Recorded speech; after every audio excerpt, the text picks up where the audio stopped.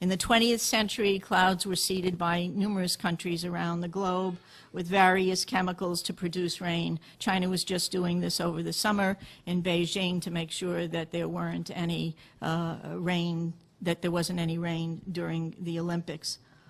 But all this has changed dramatically with the U.S. military's secretive research and plans to control the planet's natural weather. This has not been given very much press, and we have to remember that we have a corporate-owned press where 85% of radio, television, and print media is owned by 5 corporations. So they're not going to talk about things that are of really serious consequence, and that's somewhat of the blessing, a mixed blessing of the Internet, but there's certainly plenty of information on weather modification. The Air Force is on record as saying, quote, they want to control the weather by 2025, and we are not talking about just seeding the clouds for rain. Weather modification means, quote, any activity performed with the intention of producing artificial changes in the composition, behavior, or dynamics of the atmosphere, unquote.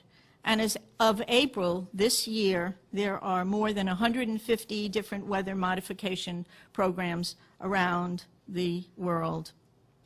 Since about 2000, the Department of Defense and the Department of Energy have been spraying the entire United States sky with a toxic brew of chemicals and other biologic agents. Do we have that? Can we do that? Just want to show you something. We have 2 different kinds of trails in the sky right now. One are called contrails. How many of you know what contrails are? Contrails are what have been around from the ends of planes since World War II. These are very, very short exhaust trails that usually evaporate within a few minutes. You just look up at the sky and you'll just see a jet, sometimes with 4 trails, but it evaporates pretty quickly. How many of you know what chemtrails are? Nobody. The military and some commercial planes are spraying us with what are called chemtrails. I want you to look at the, and oftentimes before there's a weather front, there are heavy assaults from these planes just before a weather front is changed and comes in. Military and some commercial jets have been fitted with huge barrels of at least 49 different kinds of documented chemical poisons. Among other documented ingredients in this toxic man-made clouds are pathogenic molds, fungi, weaponized viruses, and made in some places like the secret site at Fort Detrick, Maryland, which is supposed to be a cancer site, but there are a number of scholars and professors tracking this that have big questions about this. Barium and nanoaluminum particles. What do these do to the human body? Barium is an alkaline earth mineral. It was discovered in 1774. At low doses, it can act as a muscle stimulant. At high doses, it detrimentally affects the heart and the nervous system. Barium is toxic to all mammals, and that means not just humans.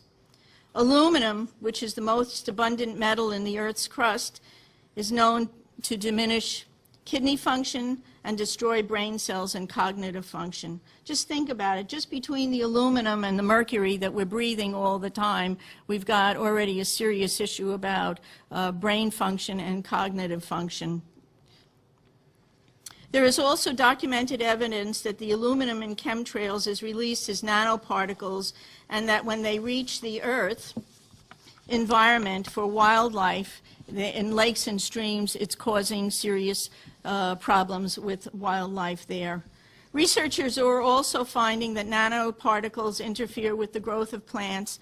Nanotechnology is totally unregulated. Just this past month, a new research report came out showing and documenting for the first time that these nanoparticles actually go through the skin. Well, if you breathe them, whether they go through the skin or whether you're inhaling them, it's still a problem, a serious problem.